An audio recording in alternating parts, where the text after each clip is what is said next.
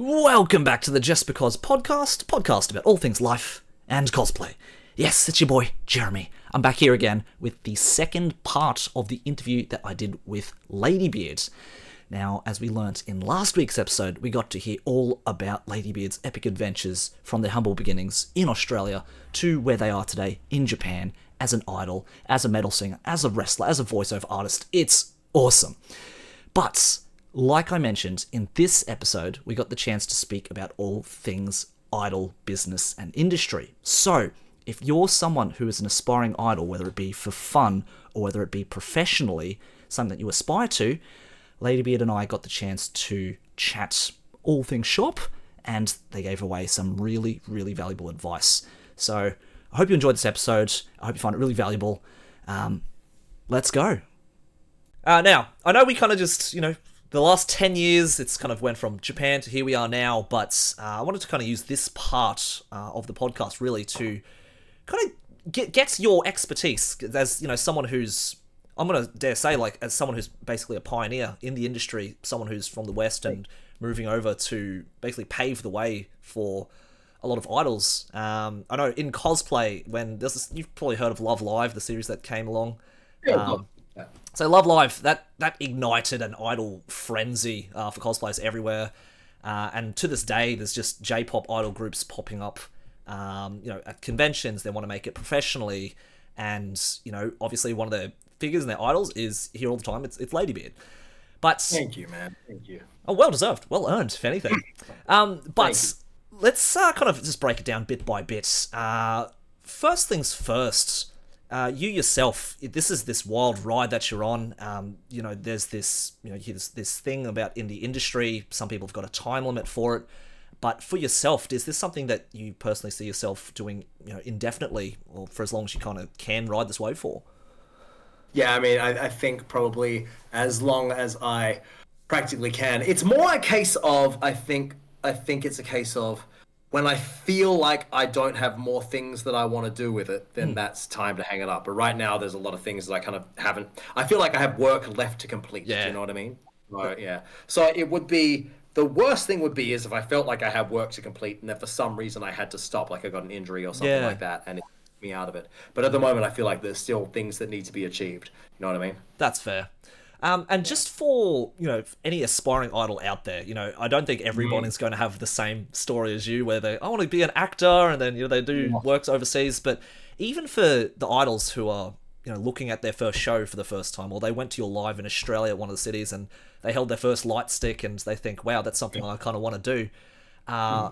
For either idols doing it for fun, or idols who really want to take it seriously and do it professionally, what would be your kind of advice, you give to people like that? Well, I think those are two totally separate and arguably opposite pieces of advice I'm going to give. Okay, sure. So we'll start out with everyone who just wants to do it for fun. If you just want to do it for fun, then I say 100% go for it. Have a wonderful time. The most important thing to remember is to have a good time, to go and enjoy yourself, because there's no reason to do it otherwise. If you're doing it for fun and it's not fun, then it's defeated the purpose of the entire exercise. Of course. So I guess for people in that position, the biggest challenge is probably going to be something along the lines of feeling self-conscious, or they don't feel they have the confidence to go on stage. They're worried what people are going to say about them, things like this. This is the biggest piece of value I think I can give in this context, because I get asked this a lot. People ask me a lot, what do you do when people say nasty things about you? Like, how do you deal with it and whatnot? And that's probably the biggest concern for everyone who just wants to do this as a hobby, because it's, it's being looked at and feeling like you're being judged. That is the confronting part, yeah? So my advice would be this. Go and enjoy yourself and have fun and do your thing and perform for the audience that is there and perform for the audience that does like you. And that's the value exchange that's going to happen. Like, the people who want to like you will like you. You do your best for them. Happy days. When it comes to the people who don't like you, I urge you to remember two things. There is a very famous man who wrote a very famous book who has this quote. He says, "A third of the people will love you no matter what. A third of the people will hate you no matter what. And a third of the people don't care about you either way." Okay. So your job is to take the third who don't care about you and move them over to the third that love you. The third that hate you, you can't do anything about them. Just forget about them. There's just, haters gonna hate. Nothing you can do. But it's these ones over here who you're working for. Now, here's really the confronting bit. When the third who hate you, when they start telling you that you hate you, that they hate you, this is where most people have the challenge. I get asked a lot, what do you do when people write nasty things about you on the internet and all this kind of stuff? What I urge people to realize is if someone's saying nasty things about you, they're not saying it for you. They're saying it for themselves. Like they're sitting there on like a Ladybeard YouTube video and they're going, I think Ladybeard's, take that. I am so clever. I just nailed that comment. I'm amazing. It's not even about me. I'm just a vehicle for them to feel good about themselves through their clever, snarky comment, you know? You can imagine doing they hit that at the end when they press send, you know? Bear nuts to you, right? But that's for them. It's not for you. They feel awesome doing that. So you're just the thing that's in front of them right now that they can leverage to feel awesome about themselves. Yeah. Right? So it's not even about you, so you don't need to worry about it. Just nuts to them, right? Nuts to them. So that's my advice to everyone who wants to do it for fun. Wonderful. Now, for everyone who wants to do things professionally, it's a totally different set of advice. Because unfortunately, you do need to worry about what people have to say about you. Like probably not from a personal perspective, but you got to understand that now it's a case of there is a market, and now you are there to serve the needs of the market. So it's a totally different mindset and way of approaching things. This is my biggest piece of advice for everyone who wants to do things professionally. Get very clear in yourself on exactly what you are trying to achieve and why you are trying to achieve it. Because most people don't know that. Most people go, yeah, no, I'm going to go for it. Yeah. You say, all right, what are you trying to do and why are you trying to do it? They go, oh, I just want to have a crack. You're like, all right, well, that's a very wishy-washy goal. So another brilliant person said, wishy-washy goals yield wishy-washy results. Because if you just want to have a crack, just go and have a crack. Cool, you can have a crack and one thing will happen and then nothing else will happen and you're not a professional. What's an example of like a well-defined, goal or a well-defined, thing to aim for in this case? Because, washy-washy is have a crack. So for instance, let's say you want to move to Tokyo, then you have an idol career that you want to build. So say you're an Australian solo idol, you want to come to Tokyo. So you would set up a goal set like this. You would say, from the day that I arrive in Japan on my working holiday visa, within 12 months of that, I want to get to the point when my idol shows and the income from my idol shows supports 50% of my living costs. And then another 6 months after that, when my working holiday visa will expire, I want to be at the point when my idol activities support 100% of my living costs. And then within the next 2 years after that, I want to have performed on main stage at Tokyo Idol Festival twice. And I want to have performed at least 10 overseas anime conventions. And then beyond that level of time, it starts getting hard to plan that long because you just don't know what's going to happen. Things like COVID-19 pop up out of nowhere, right? But beyond 5 years, it's hard to plan. But you can then, that's where you put your very lofty goals, such as, all right, then 5 years from now, between 5 and 8 years from now, I want to be performing on the main stage at Anime Expo in Los Angeles and Hyper Japan in London. And I want to have at least 5 music videos where each of which have over 5 million views on YouTube. And so you want everything to be as specific as it possibly can be. You want to know, by this time, I want this number of followers. I want this amount of income. I want to be working this number of days a week for this number of hours per day. I want to be doing, only idol stuff or idol stuff in conjunction with some kind of day job. Here's what I want that day job to be. I want to make sure that leaves me enough energy and time afterwards to do my idol stuff and vice versa. And then, also in terms of my personal life, within the first year, I want to get my Japanese to JLPT N5 level. The next year after that, I want to get to JLPT N4 level. So you need to set yourself these timeline-oriented goals, which you can break down into daily tasks and daily steps to work towards the goal on. And so if you do those kind of 6-month blocks or 1 year long blocks, and they break down to daily activities that move you towards that goal, then you can plan in 1 year, stretching out to 5 year long chunks, then that's kind of the way to do it, in my experience. That's really well thought out. Thank as you. as someone who Here's what's up. Let me sorry, Yeah, yeah, no, sorry, go, sorry, go, go. sorry. Let me keep going for a second. I have seen so many people, Westerners who come to Asia to pursue the dream, right? They'll either want to be an idol or a wrestler or an actor or a singer, whatever it might be, right? They'll have these, yeah, they come and they say, yep, this is what I'm here for. I'm going to be the foreign sumo or whatever they're here to do, right? And I'll say, cool, what's your plan? And their plan is just show up and have a crack.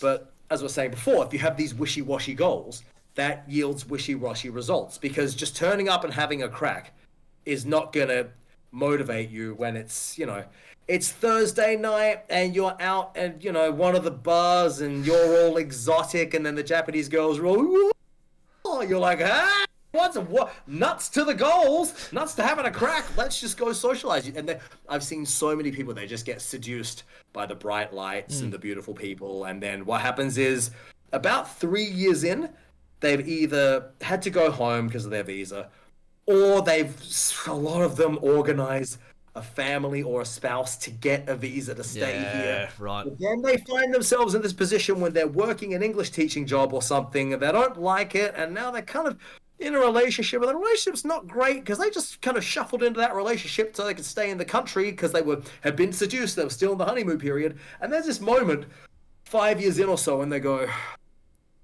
didn't I come here to be an actor?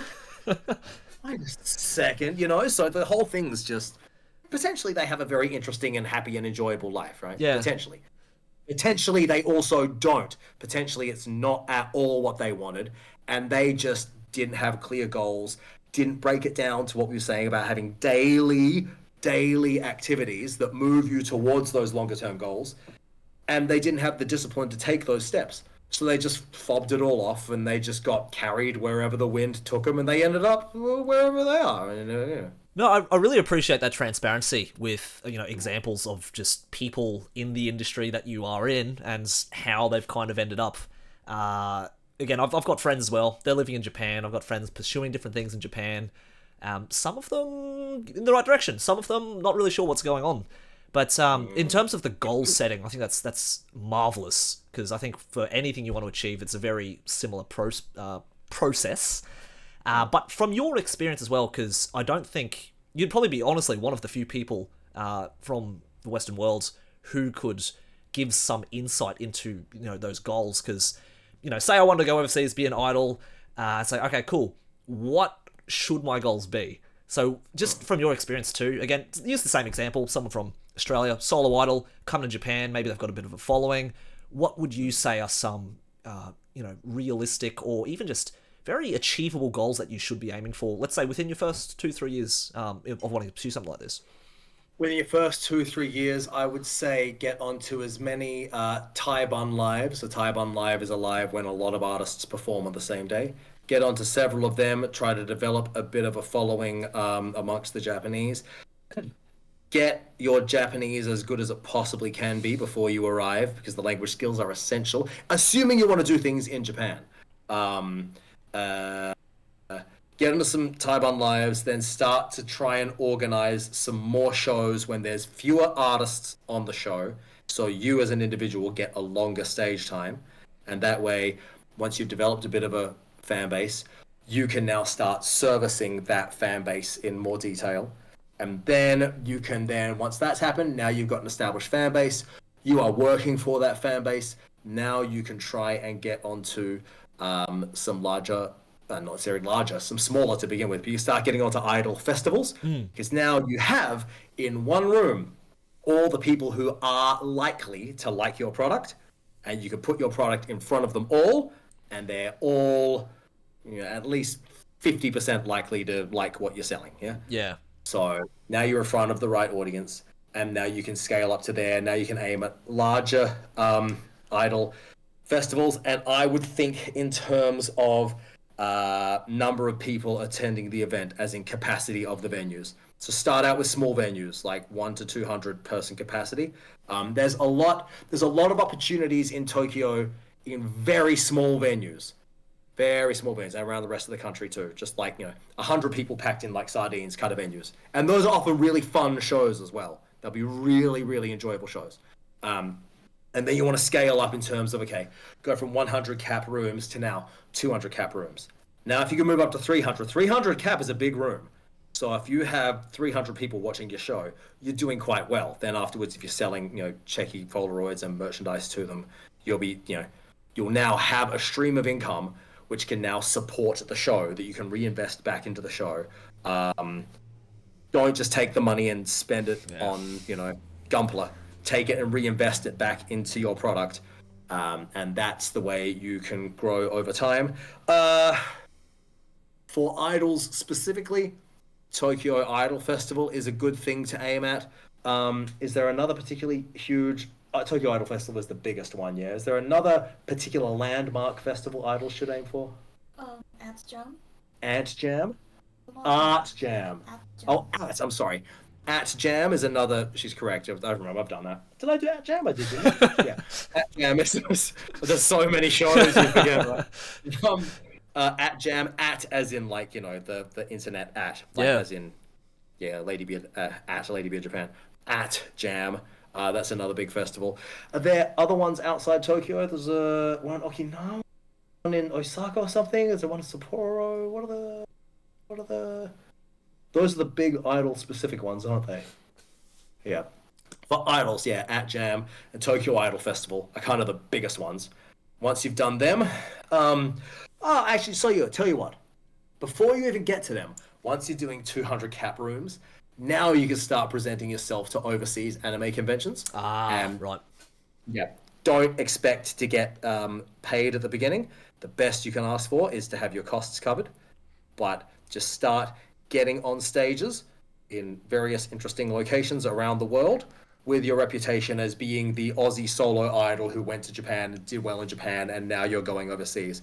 Because these things, I've just had a mental blank. These things reverse engineer back into themselves. Yeah. So you go to Japan, you start from Australia, you go to Japan, you start doing well in Japan. That then allows you to start doing some stuff overseas. This reinforces what you're doing in Japan, and what you're doing in Japan now grows. Now you can do even bigger events overseas, and you can start getting paid for them. This reinforces what you're doing in Japan, and what you're doing in Japan grows. So these things cycle around, and they feed on one another, right? Yeah. So by the sounds of it, and it might not be true for every group, everyone's paving their own path and doing their own story, but it sounds like there's a really big draw to, if you were to pursue an idol career, literally just moving overseas and getting some international exposure in whatever capacity it is, and growing that audience, saying, oh, look, I originated from here, now I'm over here, but I've got that under your belt, and you can use that as, I guess, leverage to, put yourself in front of other anime conventions around the world, because, you can say, oh, I've performed internationally, I'm originally from here, and I've done this kind of thing. So doing some, by the sounds of it, just doing some training, or, moving overseas to do some kind of work or shows in any capacity is going to be a very big thing to keep with you under your belt. And so it's good to kind of have that experience, just going overseas to do some work. Yeah. I would put it like this. Imagine if, so Ladybeard first got famous after I'd moved to Japan and I started doing my things in Japan. It was after that everyone in Australia started realizing who I am, right? Right. Now imagine if I had not done that Japan step, if I just stayed in Adelaide and started doing my heavy metal covers of metal songs from Adelaide, and then started trying to go out and tour Australia and whatnot. Can you see how I go from being the dude from Adelaide who moved to Japan and blew up in Japan, and wow, that's an amazing, interesting story. I go from that to the dude from Adelaide in the dress who does some cover thing, and I don't really care. Do you know what I mean? Yeah. You see the difference in the dynamic. Absolutely. Generally speaking, everyone always respects somebody else. So for every culture, if you can plug into and realize which is the culture that culture has reverence for, then you go to that culture, do some stuff in their culture, and now this first culture, now they have more respect for you because you went to that culture that they revere. Yeah, yeah. Right? Yeah. That's wild. So it's really interesting because, actually, I won't go deeper into that conversation because it gets arguably offensive. So no, that's fair. I'm assuming just with any industry, there's always going to be, things within the industry which is you can share, and other things which is what you kind of need to be in the industry pretty deep to kind of know what's going on, I suppose. Yeah, and also it's in this case, it's not even industry. It's more just about culture in different places and what that culture values, and to that also that particular region's history and what other cultures they've interacted with and this kind of thing, right? So I'll just use a broad example. For instance, in broad terms, Japan looks up to the United States. Yeah, Yeah. in very broad terms. And interestingly, the United States looks up to Japan. So if you come to Japan, you go and do some stuff in the United States, then come to Japan. Everyone goes, "Oh, Hollywood, good, good, good, Yeah, good, good." right. The United States, you've done some stuff in Tokyo. It goes, "Oh my God, Tokyo! Oh my goodness!" So just to use, yeah, just use one kind of easy to grasp example. Everyone, I assume, can see that because you've got Hollywood movies in Japan. Everyone looks up to movie stars. Oh, a movie star. But then similarly, you have J-pop stars in Japan, in America, J-metal, J-wrestlers who go to America. Everyone thinks, well, the standard is so high. Well, they work so hard. You know what I'm saying? Yeah. So, A question that actually just came to mind. You mentioned at some point in time, whether it be in Hong Kong or even in Japan, you got in touch with various people through networking, and through networking you found your first manager or even your current managers. Do you feel like getting a manager or talent agency is something that is also required or that you need? not necessarily. It depends where you are. Let's keep our conversation Japan focused. Yeah, of course. For everyone we're talking about, that's probably going to be what they're thinking about. Yeah. So for Japan, talent agency, not necessarily. It's more about getting someone who's on your side, who speaks Japanese and is in with the locals. So they don't have to be a Japanese person, but it is most helpful if they are a Japanese person. And they don't have to be a talent agency. Like, my first manager wasn't a manager until she started managing me. She was a photographer. Yeah, yeah. And because of her photography, she got introduced to me. Her photos of me did the best out of any of her photos ever. So now she had the opportunity to become a manager. Do you know what I mean? Yeah, right. I could not have had that initial kick in Japan if I had not had a Japanese person on my side, like vouching for me and getting things done on my behalf. Because they're the ones who've got the contacts. They're the ones who kind of know the lay of the land, I suppose. Got the contacts. They know the lay of the land, and culturally, they can just get done what you need to get done. Culturally, when you come to Japan, Japanese networking and Japanese social interactions are very different from anything that we have anywhere else. So you need someone who, can socialize in Japanese terms, both in a social sense and also in a business social environment, which is to say networking. Yeah. You need someone who knows the systems and is sensitive to... The Japanese say you have to read the air, right? Which we would say read the room. So you have to be very sensitive to what's going on around you, and you have to slide in with whatever's going on in the atmosphere at the time. So, as a foreigner, until you've had at least 10 years here, you just can't. You just can't feel it. You know what I mean? Yeah. There's no way. You turn up just going, "Wah!" You just ruin every room that you go into, right? So you really do. And then later, you look back and you have your memories and you go, he hated me, she hated me, they hated me. And you just go through, because now you're sensitive to it. So you remember the reactions that you got, and you go, yep, social faux pas there, social faux pas there, social faux pas there. You can see all your mistakes later on. Yeah. So if you get hooked up with a Japanese, manager or assistant or some version of that, then they're sensitive to those things already. And they can, if they say to you, just stand there and smile, and they'll get the hard work. Yeah, interesting. So I just asked you, do you want to contribute to that conversation in any way? If necessary, yes. Do you have anything you would like to add for the advice, to give advice to those listening? I mean, like having a manager or not. If you want to be on TV, then you must get a manager in the talent agency, because we have our own way to promote your profile, and it's nothing that you can get if you want to do like a indie artist thing. Okay. That came through with the sound okay, yeah? Yeah, it sounded okay. It's a little bit quiet, but it's not an issue, yeah. Well, thank you for that contribution. I appreciate that. Thanks, Charles. That's a very good point. So if you want to do mainstream things, now you got to realize, now you have the Japanese culture and also the industry culture. So now you need someone who can do both of those two things. From your experience as well, because you started off, same thing, you were doing acting jobs, you were kind of looking for work, working for different companies or different agencies, and at some stage, especially when you started to, develop your own brand and take that overseas, you kind of had to develop a bit more of an entrepreneurial mindset, take a bit more control of the projects you were doing and decide those things. Was that a difficult shift for you, kind of, going from working for other people and their projects to kind of creating your own and doing your own thing? Was that difficult? Terrifying. It's terrifying. If you're not one of those people who feels that they were a born entrepreneur, then yeah, it's freaking terrifying, because now it's all on you. Yeah. Before, if you're an employee, you just turn up, you say, what do I have to do? They say, do this, do that, do that. You go, okay, and you do it. Yeah. And how well you just do these things you've been told to do will determine how good an employee you are. When you become the entrepreneur, or, the creator or the business owner, or however you want to frame it, now there's no one to tell you what to do. Yeah. Now it's just you, and you're like, whoa, maybe this? Yeah. And you just have to figure it out, So, Because yeah, very confronting. In that way as well, because just following on from the manager question, because or have your manager said, all right, you're going to do these jobs and we're going to get you up the ladder this way?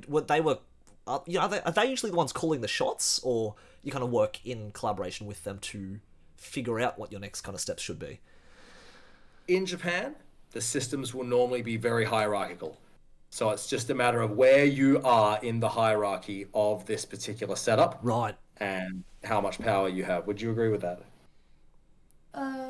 Yeah, but usually, it's the opposite from the Western culture, the artist and management, like So, power balance. In Japan, the manager and the company has all the power, generally, yeah? Generally speaking, yes. So yeah, normally the management company, has all the power in Japan. Interestingly, we use the word manager, but in Japan, it's more the boss. It's more the person running the company. Running the company. It's their company.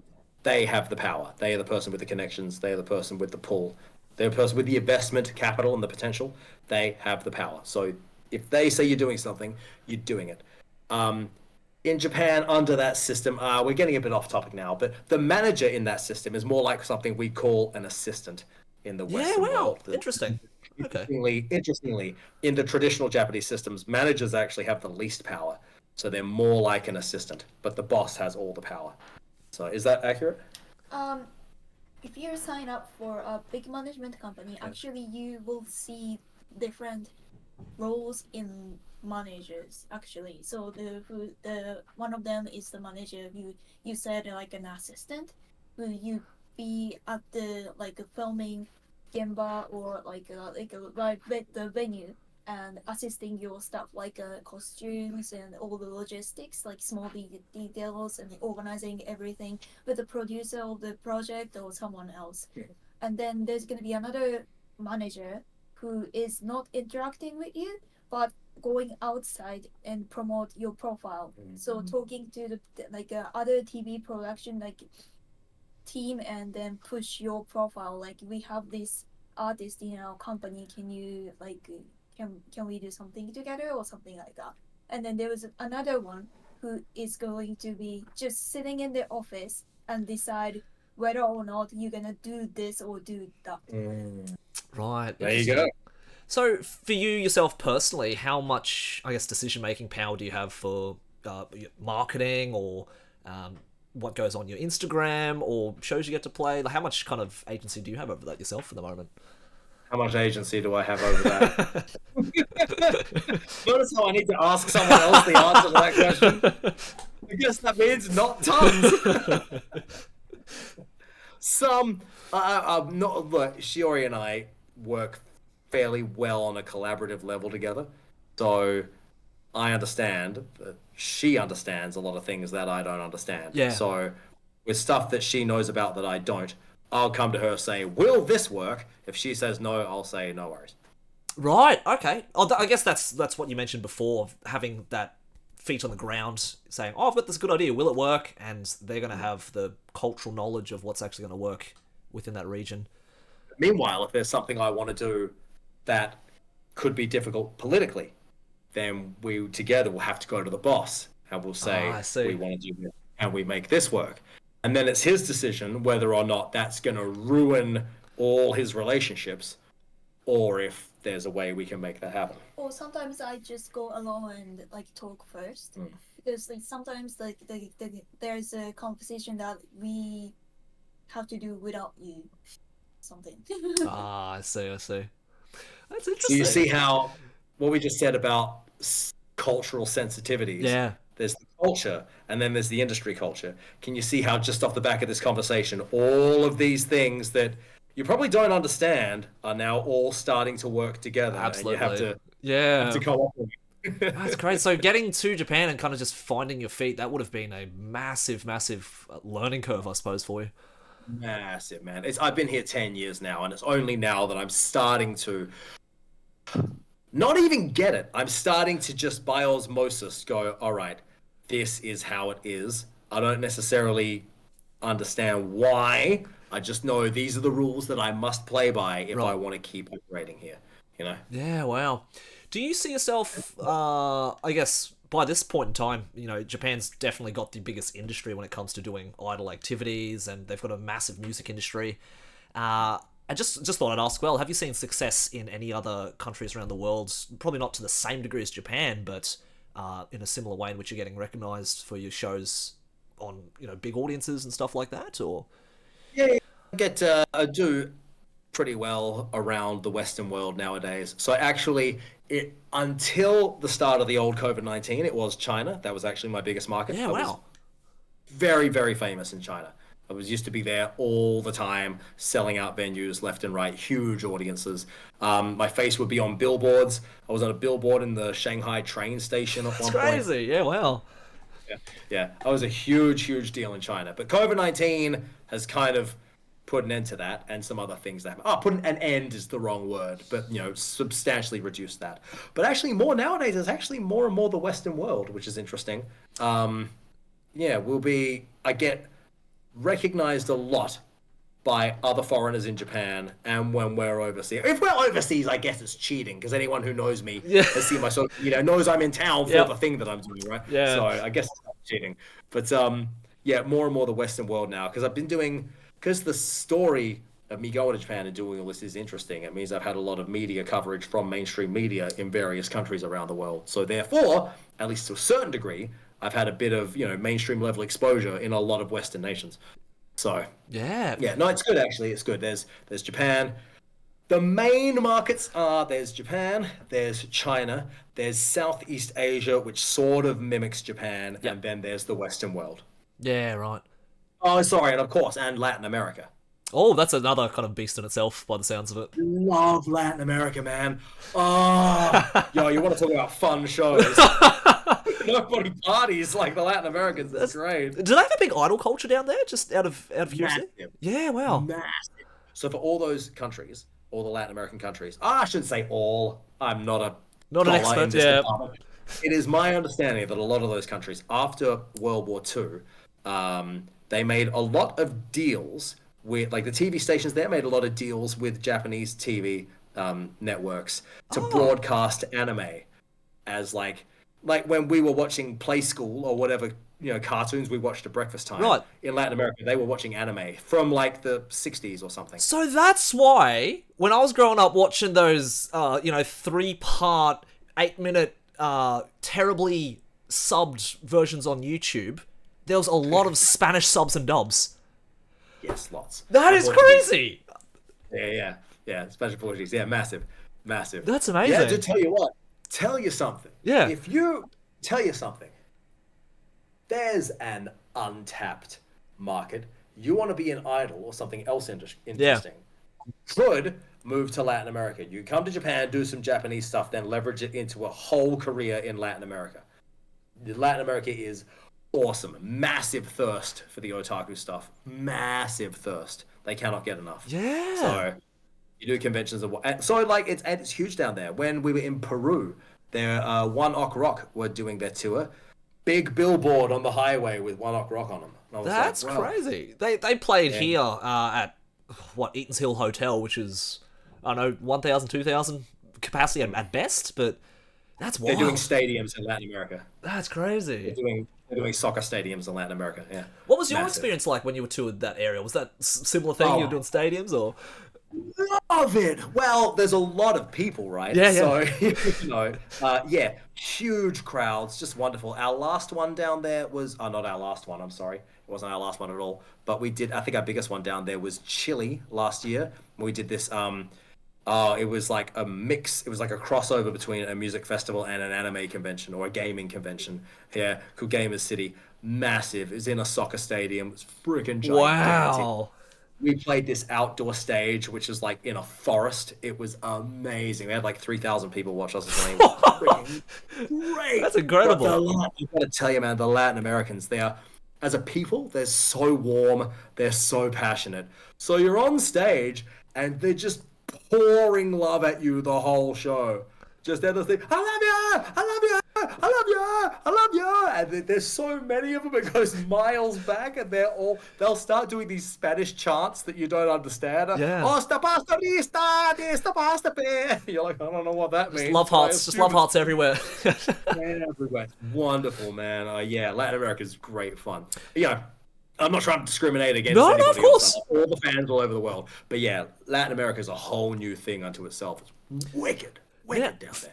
And just finally, you've done world tours. You've been pretty much everywhere. For especially the listeners in America and listeners in Australia, what's touring those places been like? Well, Australia obviously wonderful for me because I'm going home, and Australia has a different dynamic for me versus anywhere else because of course I'm the local boy who went out into the world and then came back. So there's kind of, on one level, there's a personal connection with the place. So it's more familiar, and at the same time, it's the only place I'm not a foreigner, which is a strange thing. Because that's been your thing for the longest time. Else, I kind of have a get out of jail free card, don't I? You know, do something silly in Canada, they're like, he's Aussie, don't worry about it. But you know, if you do something silly in Australia, it's just an idiot. I did see though, because there were pictures obviously of your most recent tour, the Adorable Assaults in Australia tour, and by far the Adelaide crowd was like the biggest show by the looks of it. How did that kind of feel, kind of doing, hometown hero kind of show? What was that like? It was wicked, thank you. It was awesome. So that was at AvCon, which is the biggest anime convention in Adelaide, and I've been trying to get booked on that show for 12 years.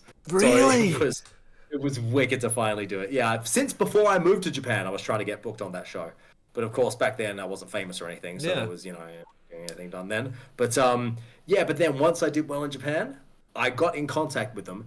And we were trying to hook it up for 12 years. Every step of the way, every year, there was just something that went wrong. Yeah. There was a schedule conflict, or this person had resigned and had not passed the information on to their replacement, or there was a pandemic, just every year. So we finally got it done. And I was like... That'd be like one of those bucket list life check-off things, because, you were saying as a kid you want to be a metal singer, and you get to do that kind of in front of your home crowd, that's going to be so fulfilling.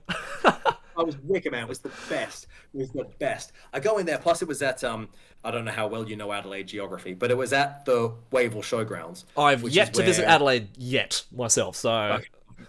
Adelaide people will know what I'm talking about. Yeah. It's at the Wavell Showgrounds where we have the Royal Show, but also it's where, when I was younger, the Big Day Out used to happen there. Oh, right.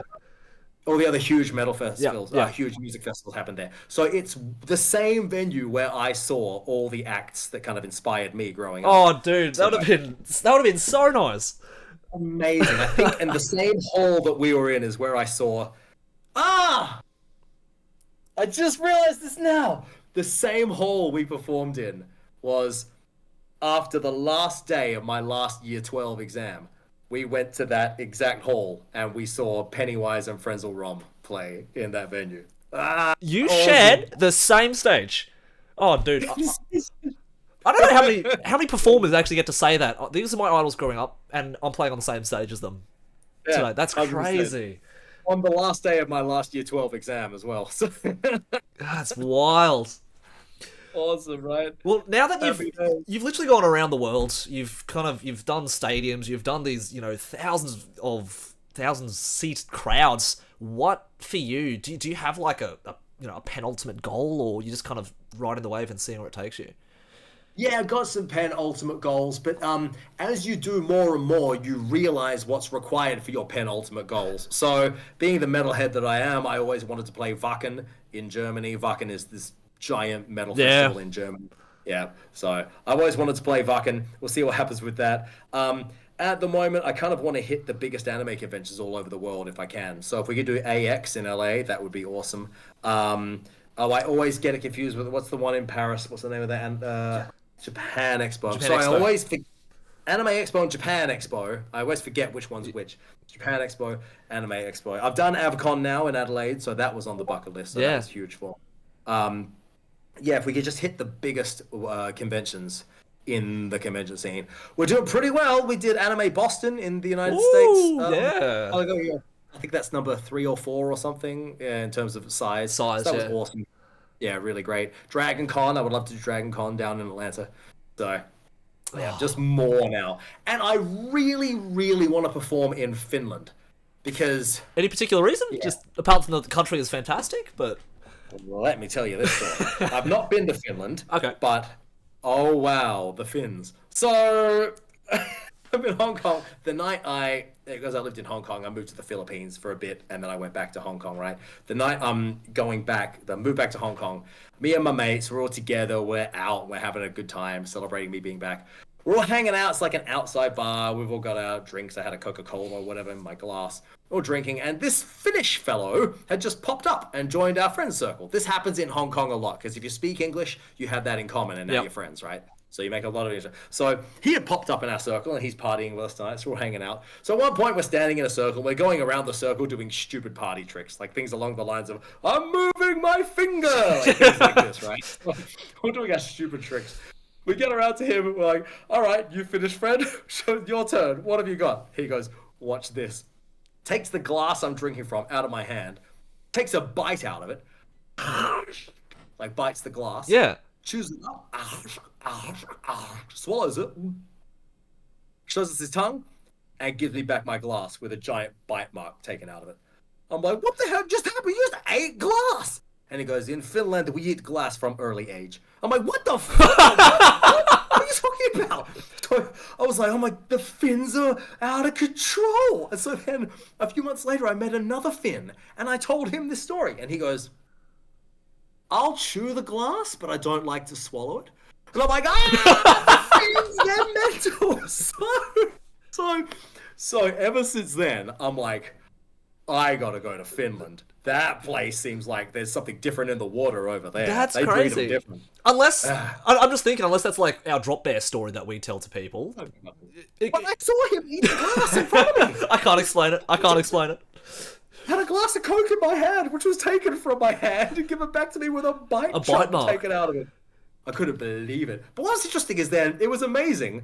And then half an hour later, I'm standing there with a glass I can't really drink from anymore. And I'm like, what do I do with this bite mark glass? So I think I just put it down on the road and walked away. Oh man, that's in Hong Kong, or was that Philippines? Hong Kong. Another place got to visit. God damn, that's crazy. Ask you something. Yeah. I mean, we've been talking about me for like 2 hours. Yeah. What do you do apart from this podcast? Well, I mention this every other episode, but I am a social skills coach for introverts. That's my shebang. Yeah. That's a job? It is. So coaching is something I fell into. Everyone's common story. Had a breakup, go through some life discovery thing. So I learnt how to talk to people. Did pretty well at it. And then I found this guy who taught. It's like, oh, by the way, I'm teaching people how to become coaches. So, So my shebang is I'm currently doing the circuit of conventions in Australia, hoping to go overseas eventually. Do a panel slot, talk about social skills and, the 101 of this is how you meet people, this is how you get confidence. Teach them as much as I can in an hour. And I said, you got any extra questions? Hit me up. And then that's my spiel. That's what I'm doing, so... It's amazing. So hang on. So are you operating that as an entrepreneur or are you an employee? Entrepreneur. Just me. So everything that you were saying, it's literally you were speaking to the Speaking to the master, as it turns out, I That's should be asking you for Thank you. advice. No. So everything you were saying about, building a business and, going through the motions and doing that transition, part of it was, yes, for the idol community. Part of it, kind of listening in for myself, kind of... Yeah, sorry, go on. Sorry, you go, I'm sorry. I was just going to say, because you should probably know the same thing as, when you meet someone else who's, similar industry or different industry, and, you hear it's like, oh, I've had to build my business up from XYZ, and you'd be like, oh, please go on, I'd love to hear more about it, because you want to learn from them. Same thing, so that's what it is, so. So, as a social skills coach, Yeah. tell me your reaction to what I was saying before about in Japan, you need to understand the culture from a social perspective, and then also the industry culture and how those two things intermingle. So let's put language barrier aside. Say I understood perfectly, but learning culture, that's a real big one. The best thing that I think you have done is bring yourself to literally every interaction that you've done. At the end of the day, yeah, you can play it off as like, oh, the ignorant foreigner or whatever it is, but you are being you, and that's your brand. And this is succinctly what I teach, which is, people are afraid to be themselves. They're afraid to say, I like anime, I like being an idol, I like doing X, Y, Z. And it all comes back to the same thing that your friend from the book said: 1/3 are going to like you, 1/3 are not going to like you, and 1/3 undecided. And the best thing that you can do is literally, as they say, be yourself, put your brand out there unashamedly, be proud of it, and the people who are going to like you are going to be your real friends, and the people who don't like you were never going to like you in the first place. But the goal is find your tribe by being unashamedly yourself. So, and that applies to, in the culture thing, same thing. If the culture, there might be some things you'll have to learn here and there, but you presenting your brand to that audience, whether they like you or not, as you found yourself, some people have loved you from the start, and some people have been like, yeah, I don't know, but what about this now? Look where it's taken you. So, that is an amazing message that you just hit the listeners with. That was fantastic. Let me ask you this. Let's get deeper. Oh, let's go. You're Australian-born Chinese, I assume. Australian-born Chinese, absolutely. So, does your social approach differ now when you have to go interact with the Chinese community in a 100% Chinese community environment versus the broader Australian community? That is such an interesting question. I don't think I've actually been asked that one before. My upbringing, basically, all boys school, 95% Caucasian. Oh, I take it back. 60% Caucasian, 35% Mediterraneans, like Greeks and Italians. Oh, okay. The big football school. And I was one of 3 Asian-born Chinese kids out of about 150. So, it's funny. So I same thing. I went to university and identified mostly with the Australian crowd, but obviously because slightly different backgrounds, I didn't 100% fit in. But go to the Chinese crowd who did come from overseas, I didn't fit in with them at all. Not one bit. Yeah, Not one bit. So, in terms of my approach to meeting people, I had to learn much later. Like, I was 27 or 28 by the time I learned, you need to stop, trying to please other people all the time. You need to stop trying to do all these things, kind of thing. So, I learned this much, much later down the track. But, I think everyone, high school, university, you're just doing your best to... Well, you're an exception, absolutely, in that you said, I don't give a crap what other people think about me. I think my life would have been a little bit different, too, if I had that mentality from a younger age, but, I'm glad I learned it later than never. Yeah. But, How interesting. Yeah. So... Yeah. Hang on, sorry.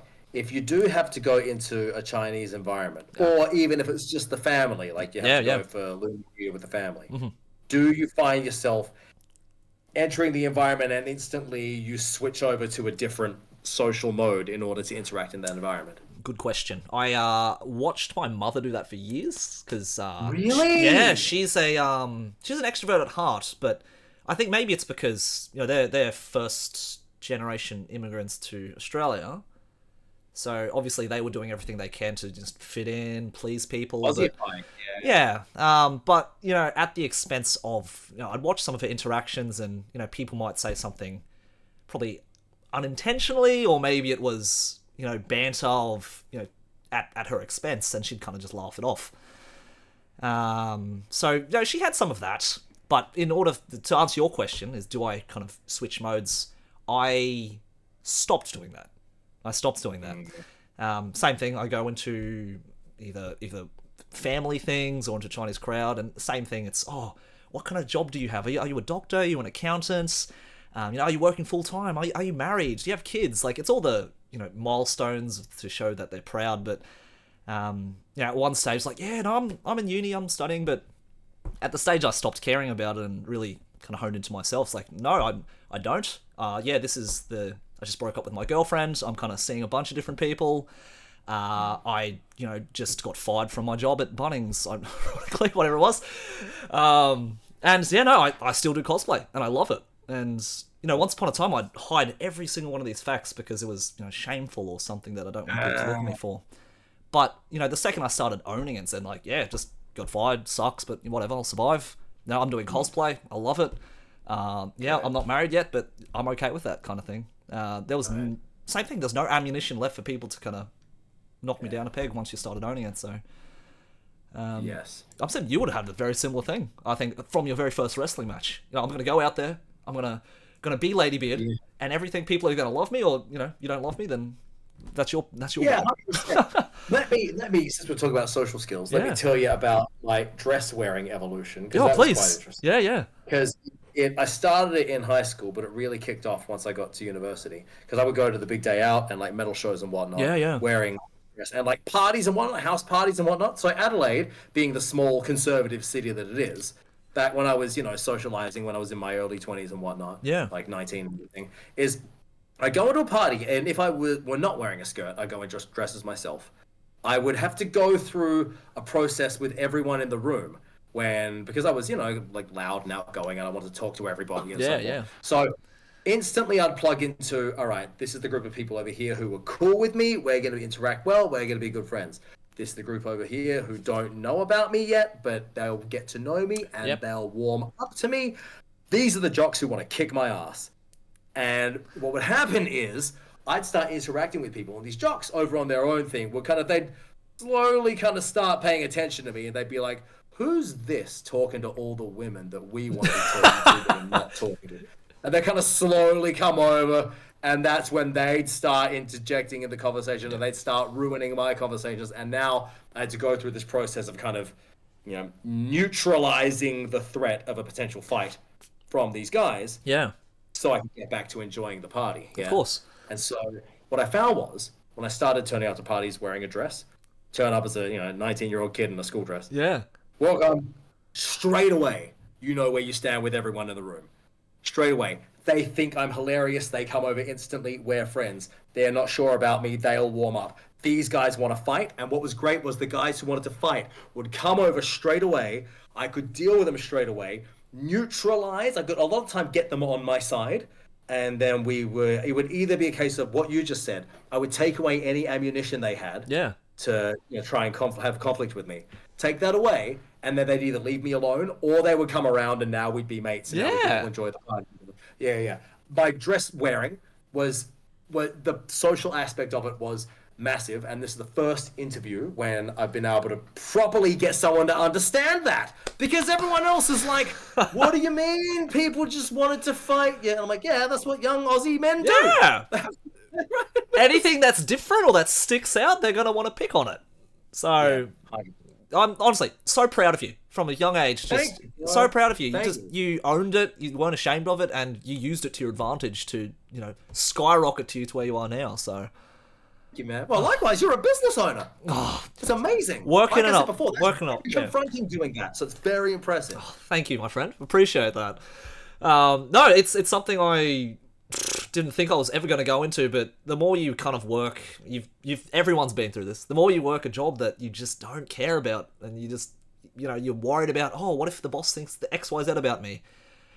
I think everyone, or I know for me anyway, I'm so sick of just living, having to worry about that in any capacity, and I'd rather just, if I'm going to worry about where my livelihood's coming from, I've got control over it. I'm doing what I want to do with it, so that's the way it's going to roll either way. So So what was the job that you hated? Was that Bunnings, or was that? Did you Oh, have a man. professional career you went through university for? Or? Let me tell you. Went to uni, did business, did arts, did all that kind of thing. You were in business from day one. Okay, cool. Okay. That was just because it's like, oh, what are you going to do with your life? No one knows what they're doing with their life at 18, 19 years old, right? 18, So yeah. I said, all right, I'll pick this general degree and I'll swap if I need to. Just kind of stuck with it. But no, I did the whole, okay, let's try this full-time job. So I worked for like clerical stuff for the Defense Force for a bit. After I got fired from that job. Went through a few small things, and then had a breakup. Started my evolution, and after literally that I don't know. It's something about breakups, man. Just you start to think more for yourself for the first time, and so I went through a bunch of different jobs from then. Some I left, some again got fired for various reasons. But yeah, I've done Bunnings, I've done Woolies, I've done like a triage for a doctor company. I've worked for a parking company. Wow. And so right now I do have a part-time job, day job, just doing, call work? Kind of call work a couple days a week, just to pay the bills. Same thing. Everything from there is going straight into the business I'm trying to build. So Yeah. Good. Good. But yeah, no, that's kind of the story of where I'm at. Just same thing. Like, I see people getting stuck in jobs they hate, and it's like, why don't you quit? Why don't you do something else? Same thing. Oh, I'm afraid what it's going to look like on my resume, what my parents are going to think of me. But I think once you've been there, like, it's not the end of the world. Your parents are still going to love you. Just Yes, they are. And also, if you go to your next employer and they're like, so why did you leave your last job? It was time to go. When it's time, it's time. It's time, yeah. It's just, I felt like I wanted to have a new challenge. You'll make something up rather than, I'll tell you straight up, rather than, the work was so slow, I took a nap on the office floor and then the boss found me. So, that was one of the reasons. Just, that's exactly what it was, so. That's sorry. So he actually found you napping on the floor. I was napping on the floor. Just a very short story here. Commonwealth Games on the Gold Coast. I was working for one of the parking companies who was organising parking for the games, and they opened up phone lines 2 months before the game started. Who's going to call about the parking 2 months before the games? No one's calling. So Right. I don't know, 6 of us in a room. We've had 4 calls a day, and I said, I'm just going to lie down here for a second, and that was it. So Fair enough. Yeah. And then your boss walked in, and then see you later. All right. That was it. That is amazing. Thank you so much for, both, telling us your story and also telling us, any advice to aspiring, idols around the world. You're definitely, it's not just for me, because I'm not someone who's super into idols, but even I've heard the name, Ladybeard before, and it's like, oh my God, this is amazing. I get to talk with them. So thank you very much for taking the time to have a chat with us today. And hopefully we'll get to see you at another live performance really soon, eh? Bless you. Thank you so much, Jeremy. This has been so much fun, my man. Thank you so much for coming on. You're an excellent interviewer, and this has been a wonderful time. Thank you, everybody, for listening. And wait, hey, just quickly, just one more thing for everyone who is considering getting into any of this stuff we've been talking about, idols or wrestling or stunts or acting or whatever it might be. If this is another thing, I feel a lot of people feel like they can't try because they don't have permission to try somehow. So I would officially, Ladybeard gives you permission to pursue your dreams.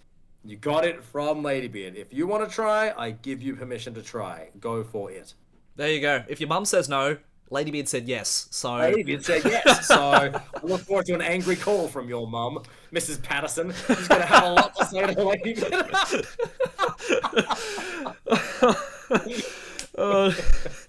Oh God! Please tell me if that happens. I can't wait to hear from Mrs. Patterson. That's going to be fantastic. Oi, hey, please follow me on the internet at Ladybeard_Japan and my group BABYBEARD at BABYBEARD_Japan. Now, what's your socials? I'm at Mangle Phantom. You will see that everything that we've talked about today at Mangle Phantom and Instagram, mostly just Instagram these days. So any projects that come up, I will put everything in the description below. So if for some reason you don't know who Ladybeard is just yet, you're going to find out. Hopefully you've enjoyed their vibe, because this has been such a wonderful chat. You're wicked. Yeah. Really great. Thank you. Okay, fantastic. We will wrap this up, but thank you for tuning in, and we'll see you next week. So let's say bye. Bye. Bye, dear friends. Ah.